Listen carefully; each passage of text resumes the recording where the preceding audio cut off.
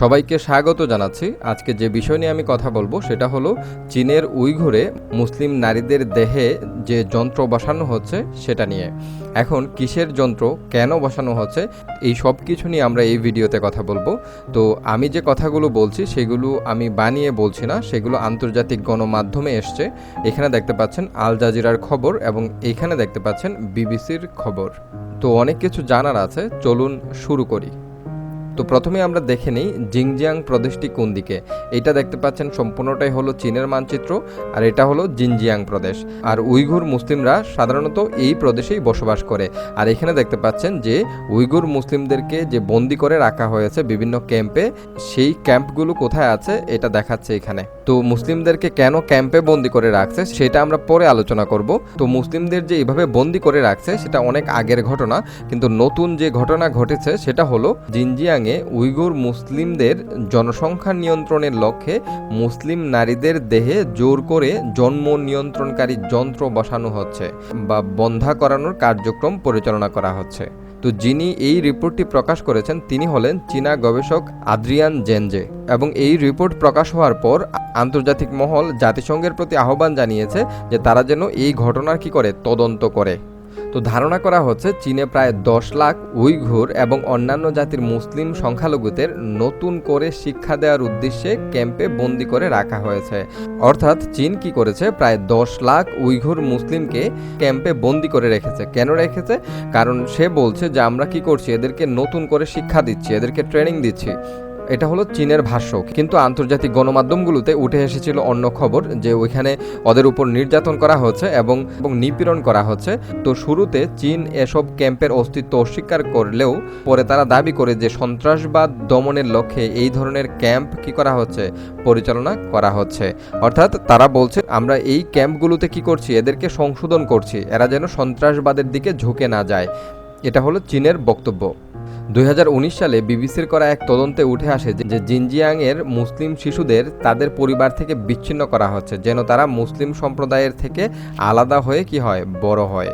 তো বর্তমানে যে রিপোর্ট প্রকাশ হয়েছে সেটাতে দাবি করা হচ্ছে যে যেসব নারী দুটির চেয়ে কম সন্তান জন্ম দিতে আইনতভাবে বৈধ তাদের জরায়ুতে ইন্ট্রাইউটেরিন ডিভাইস প্রবেশ করানো হচ্ছে এবং অন্যান্যদের বন্ধা করানোর উদ্দেশ্যে জোর করে সার্জারি করানো হচ্ছে। ইন্ট্রাইউটেরিন ডিভাইস সাধারণত 5 থেকে 10 বছরের জন্য নারীদের গর্ভধারণ করা থেকে বিরত রাখে। মাঝখানে বলে নেই, আমার ইউটিউব চ্যানেলটির নাম হলো আপনি জানেন কি।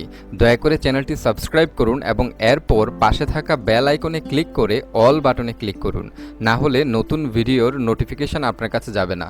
ধন্যবাদ। তো জিনজিয়াংয়ের ওই বন্দি শিবিরে থাকা সাবেক সদস্যদের বক্তব্যে উঠে আসে যে সেখানে থাকা নারীদের গর্ভ নিয়ন্ত্রণের উদ্দেশ্যে তাদের মাসিক বন্ধ করতে বিভিন্ন রকম ঔষধ প্রয়োগ করা হতো তাদের উপর। তো যার ফলে জনসংখ্যার স্বাভাবিক বৃদ্ধির হারে সাম্প্রতিক বছরগুলোতে বড় ধরনের পরিবর্তন এসছে। অর্থাৎ জনসংখ্যার বৃদ্ধি কমে গিয়েছে। কোথায়? ওই মুসলিম জনগোষ্ঠীর মধ্যে। এখন অনেকেই প্রশ্ন করতে পারেন যে চীনের জনসংখ্যা অনেক বেশি, যার ফলে তারা কি করছে, জন্ম নিয়ন্ত্রণ করছে। কিন্তু আসলে ব্যাপারটা ওইরকম না।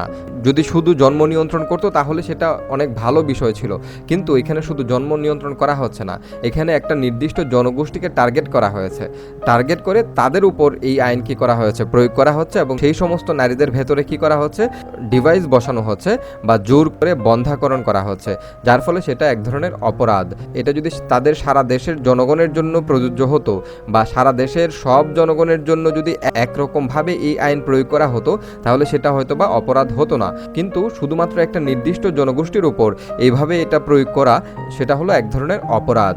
তো যিনি এই রিপোর্ট প্রকাশ করেছেন তিনি বলছেন যে জনসংখ্যার বৃদ্ধিতে এই ধরনের পতন অভূতপূর্ব। এখানে নির্মম একটা বিষয় রয়েছে, এটি উইঘুরদের বশে আনার জন্য বিস্তৃত পরিকল্পনার একটি অংশ। অর্থাৎ এটার উদ্দেশ্য অন্য কিছু, শুধু জনসংখ্যা কমানো নয়। রিপোর্টে বলা হয় সামগ্রিকভাবে দেখলে মনে হয় 3 বা তার চেয়ে বেশি সংখ্যক সন্তান আছে যেসব নারীর তাদের ঢালাওভাবে বন্ধা করার লক্ষ্যে পদক্ষেপ নিচ্ছে চীনা কর্তৃপক্ষ।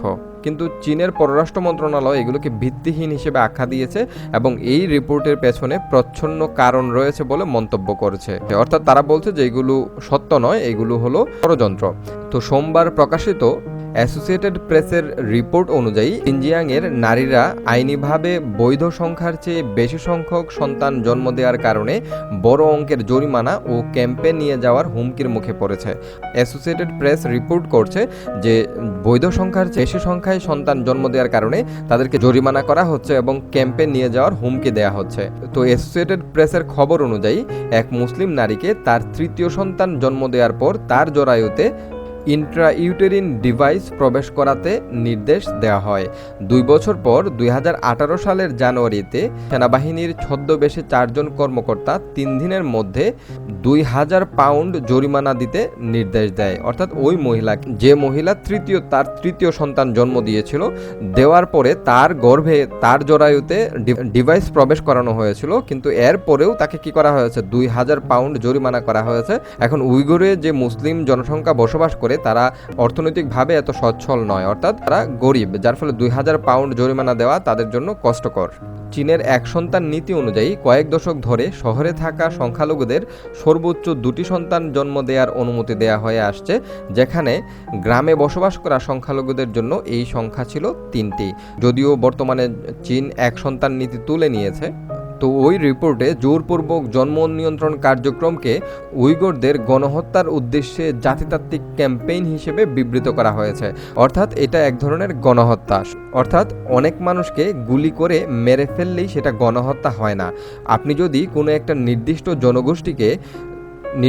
জনগোষ্ঠীর উপর অত্যাচার নির্যাতন করেন, তাদেরকে নিয়মতান্ত্রিক উপায়ে বা সঠিকভাবে জনসংখ্যা উৎপাদন না করতে দেন, তাহলে সেটাও এক ধরনের গণহত্যার মধ্যেই পড়ে। গণহত্যার যে সংজ্ঞা আছে সেটা অনেক বড়। শুধুমাত্র একটা নির্দিষ্ট জনগোষ্ঠীর উপর এইভাবে এটা প্রয়োগ করা, সেটা হলো এক ধরনের অপরাধ। সেটাকে আমরা ভালো বিষয় হিসেবে বলতে পারি না। তো এখন এ পর্যন্তই। যদি ভিডিওটি ভালো লেগে থাকে তাহলে কমেন্ট করে জানান, লাইক দিন, বন্ধুদের সাথে শেয়ার করুন। আর চ্যানেলটি যদি সাবস্ক্রাইব না করে থাকেন তাহলে দয়া করে চ্যানেলটি সাবস্ক্রাইব করুন। ধন্যবাদ।